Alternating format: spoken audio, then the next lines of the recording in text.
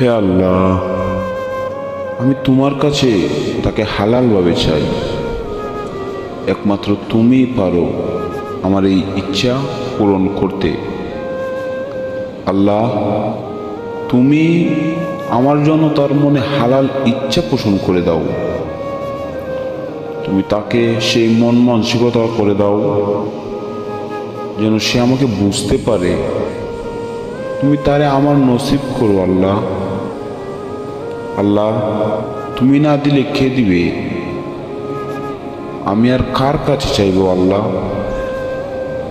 কারো কাছে চেয়েও তো পাবো না।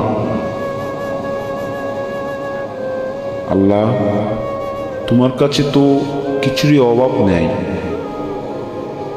তোমারই অদম বান্দা, এই অদম বান্দাকে সেই মানুষটা নসিব করো মওলা। তোমার কাছেই চাই, তুমিই দাও। তুমিই আমার কল্যাণ দিক নির্ধারণ করে দাও। আমার নিজের বলতে আমি শুধু তোমাকে বুঝি আল্লাহ। তুমি সেই মানুষটাকে আমার জন্য কল্যাণকর করে দাও, আমার জন্য তাকে হালাল করে দাও। সেই মানুষটাকে আমার করতে যা যা লাগে সেই সব কিছু তুমি আমাকে তৌফিক করো মওলা।